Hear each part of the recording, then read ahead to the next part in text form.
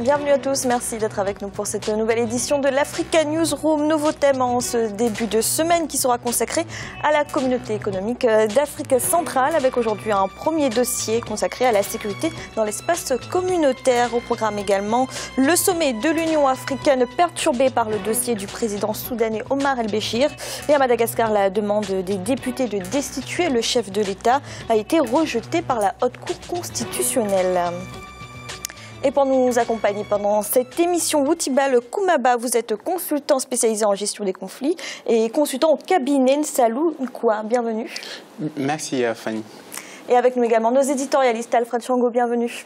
Heureux de vous retrouver, Fanny, sur ce plateau de l'Africa Newsroom. Et puis à mes très chères téléspectatrices, heureux de les retrouver aussi. Et Gemma Taleb, bienvenue. Merci Fanny et bonsoir à tout le monde. Tout de suite, l'actualité du jour.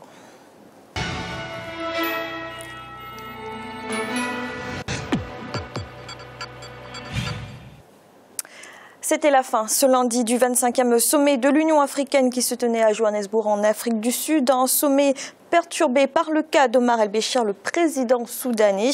À Pretoria, un tribunal devait se prononcer sur la demande de la Cour pénale internationale de l'arrêter.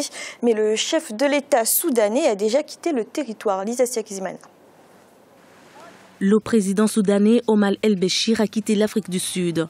Il a pris son vol à la mi-journée ce lundi à l'aéroport militaire de Johannesburg.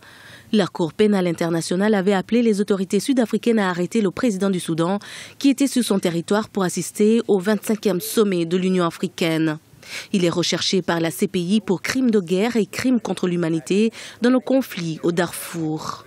Le conflit aurait fait plus de 300 000 morts selon les Nations Unies. Certaines voix diplomatiques se sont déjà élevées, comme celle de l'ambassadeur de l'Afrique du Sud aux Pays-Bas, pour critiquer le manque de clarté des exigences de la Cour pénale internationale. Pour la juridiction, la position est nette et tranchée. Il n'existe aucune ambiguïté ou incertitude quant à l'obligation incombant à la République d'Afrique du Sud d'arrêter et de remettre immédiatement Omar el-Béchir à la Cour. Sans procéder directement à l'arrestation, un tribunal sud-africain saisi par une organisation non gouvernementale avait interdit dans la journée de dimanche 14 juin au président soudanais de quitter le territoire sud-africain. Le jugement stipulant que les autorités sud-africaines devraient empêcher le président Omar el-Béchir de quitter le pays jusqu'à ce qu'une décision soit rendue par cette cour. L'Afrique du Sud, membre de l'institution judiciaire, était en principe obligée de coopérer avec les jugements de la Cour pénale internationale.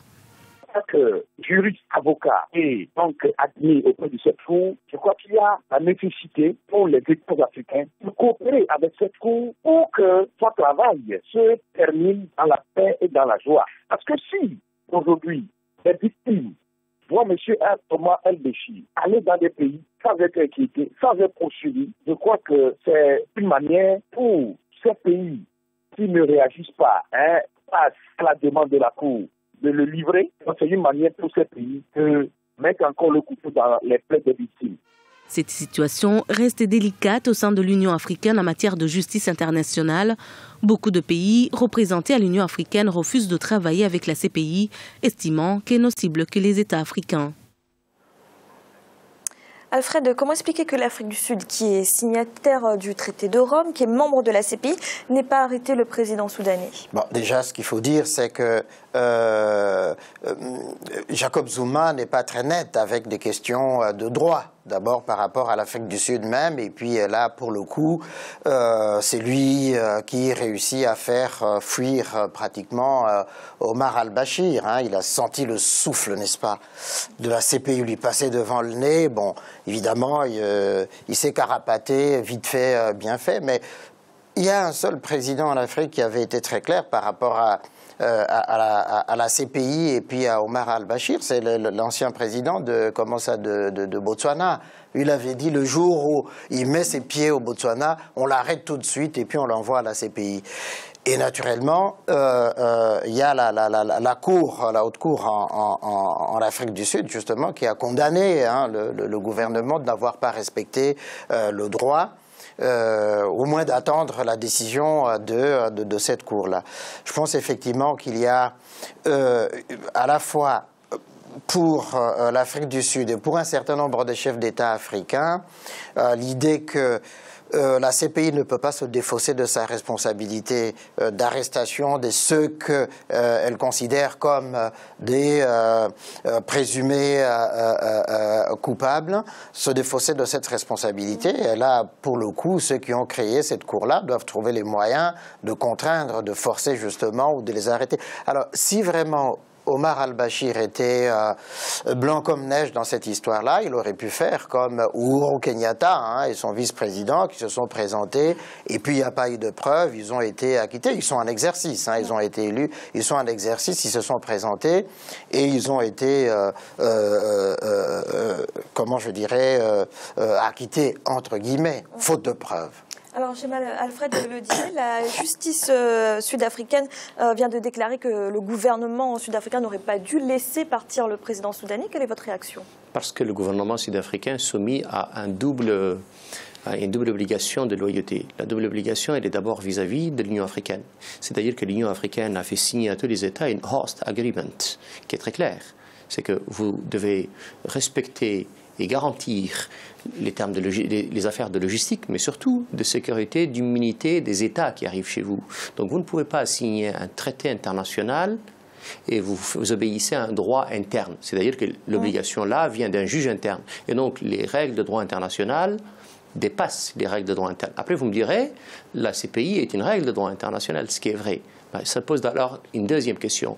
Vous imaginez une seule seconde le président d'un pays souverain qui arrive au sommet dans un autre pays souverain et qui se fait arrêter, qui se fait livrer à une cour. Vous imaginez un peu la conséquence que cela peut donner en termes d'insécurité juridique. Vous imaginez un seul instant que cela peut donner en termes de souveraineté et d'égalité souveraine des États. On raconte n'importe quoi. C'est honteux, ça n'a aucun sens. Je ne rentre pas dans les détails de ce qu'on peut reprocher à Omar al-Bashir. Je ne rentre absolument pas dans les détails du Darfour. Je suis tout aussi choqué comme Alfred et tous les autres. Mais il y a une donnée fondamentale que nous apprenons tous dans les facultés de droit, c'est l'égalité souveraine des États, c'est le respect de l'intégrité des États. Et puis, pardon, non-ingérence dans les affaires d'un pays. Vous imaginez au Botswana ce que le gouvernement botswanais a raconté. Omar al-Bashir va aller au Botswana, le président d'un pays souverain. L'arrêter, le livrer à une juridiction étrangère, c'est compliqué, c'est juste impossible. Et donc, on peut ou ne pas aimer, je sens que mon ami Alfred n'aime pas beaucoup Jacob Zuma, c'est pas mon cas, moi j'aime beaucoup Jacob Zuma. Et donc, pardon encore une fois, Jacob Zuma est le président d'un pays qui a des obligations internationales. Et les obligations internationales, elles sont d'abord une obligation de loyauté vis-à-vis de l'Union africaine. Et donc, pardon, la sécurité juridique, l'ordre juridique international est très important pour que je sois respecté. Merci. Dans l'actualité également à Madagascar, la Haute Cour constitutionnelle a rejeté la demande déposée par les députés afin de destituer le président de la République. Selon les députés, le chef de l'État avait violé le principe de laïcité en confiant au FFKM, une institution religieuse, le soin de mener le processus de réconciliation nationale. Isacia Kizimana. La Haute Cour constitutionnelle malgache s'est prononcée samedi matin, 13 juin. La requête de destitution de l'actuel président Henri Radzaonary-Mampianine a donc été rejetée et ce dernier a été confirmé dans sa fonction. Sur la procédure elle-même, la demande des requérants a été déclarée recevable, mais la requête rejetée comme non fondée, donc ce qui confirme le président dans ses fonctions. Politiquement, cette crise institutionnelle a reflété le talon d'Achille de la présidence, Radzaonary-Mampianine, à savoir l'absence initiale des membres du parti qui l'a emmené au pouvoir au sein de l'Assemblée nationale et la fragilité des alliances au sein de l'hémicycle. Une Assemblée nationale où règne un climat délétère entre corruption et manipulation politique, une situation qui n'est pas prête de changer à la suite de cette décision si les députés maintiennent leur projet de motion de censure contre le gouvernement. La Haute Cour constitutionnelle se prononce après un vote de défiance de 121 députés, une requête de déchéance qui a eu lieu le 26 mai dernier. Il reproche entre autres au président de ne pas respecter la laïcité. Le président malgache avait en effet confié à une institution religieuse le rôle de mener le processus de réconciliation nationale. Après ce rejet de la Haute Cour constitutionnelle, Henri Radzaonary-Mampianine a appelé le peuple malgache à respecter l'état de droit et préserver l'unité nationale. La priorité aujourd'hui est de pouvoir maintenir les dates des prochaines élections communales prévues pour le 31 juillet. Après ça, peut-être d'autres décisions politiques seront prises, mais avant ça, le but c'est d'affronter ces élections en toute quiétude et de passer tranquillement les fêtes de l'indépendance, donc pour les 55 ans de l'indépendance. La Grande Île célèbre l'anniversaire de son indépendance le 26 juin. En attendant, les députés meneurs de la Fronde continuent les consultations pour faire suite au rejet de la Haute Cour constitutionnelle. La piste de nouveau dialogue avec le gouvernement est privilégiée. Alfred, que pensez-vous de cette décision de la Haute Cour constitutionnelle? Est-ce que ça vous semble juste comme décision? Ça allait de soi, puisque le reproche qu'on fait à R. Rajaramnampian n'est pas constitué comme tel. Hein. La Cour l'a jugé comme tel. Le président peut naturellement, par rapport à ses fonctions, quand il y a des soucis, créer une structure transitoire pour permettre justement de régler, et qu'il ait confié la mission à une structure religieuse pour essayer de rabibocher les Malgaches.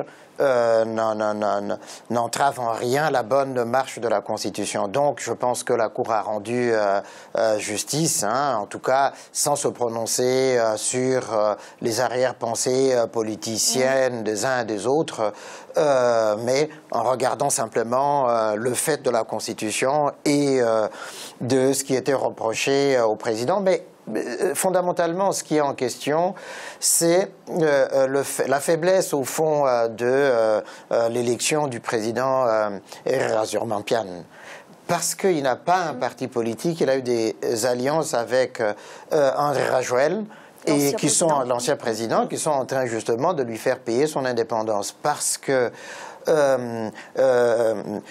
André Rajoelina pensait qu'il allait manipuler R. Rajaramnampian, mais il s'aperçoit effectivement que l'autre s'est affranchi de cette tutelle-là, et donc on essaie de le faire tomber par tous les moyens. Mais je pense que la Haute Cour a rendu un jugement sage, de mon point de vue. Alors justement, Gemal, même si cette motion de défiance des députés a été rejetée par la Haute Cour constitutionnelle, est-ce que ça ne pose pas un problème de leadership du président? Sans doute. J'ai un ancien professeur de droit qui disait que la Cour de cassation en France rend des arrêts, parfois elle rend des services.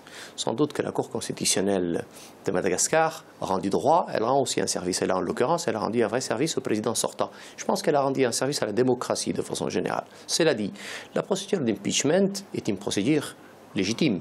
Les députés de Madagascar ont le droit de destituer, par une procédure prévue par la Constitution, le président d'exercice. Toutefois, il fallait que cela ait l'aval de la Cour constitutionnelle, ce qui n'a pas été le cas. Donc une situation politique a été sauvée par le droit, tant mieux pour le président sortant. La deuxième chose qui est de mon point de vue importante, c'est que, et Alfred a raison, c'est un président faible. C'est un président faible parce que tout le monde sait que la vie politique malgache est divisée en deux clans, historiquement parlant, et puis à chaque fois il y a les héritiers qui tiennent toute la situation. Et aujourd'hui, donc, on avait l'ancien président Ravalomanana et le président Rajoelina, dont Alfred prononce le nom très bien. Le président Eri, je ne m'aventure pas à prononcer son nom, a été, lui, élu dans des conditions absolument acceptables. Et il a été élu, plutôt bien élu. Il se trouve qu'il n'est pas complètement bête, et il est plutôt bon comme président. Moi, je l'ai vu dans l'événement organisé par Africa 24 à Washington, le Believe in Africa. Il était absolument remarquable. Alors, après, c'est la procédure elle-même. Est-ce qu'elle va venir? Je pense que ce n'est pas fini, parce que tout ça est le résultat d'une politique intérieure malgache assez bouillonnante.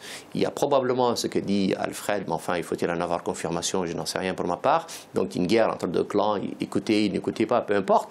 Tout porte à croire que la situation n'est pas terminée et qu'on va encore revenir. Enfin, c'est sain, parce que ça donne une vraie politique bouillonnante. Il ne faut pas que cela déstabilise des institutions fragiles.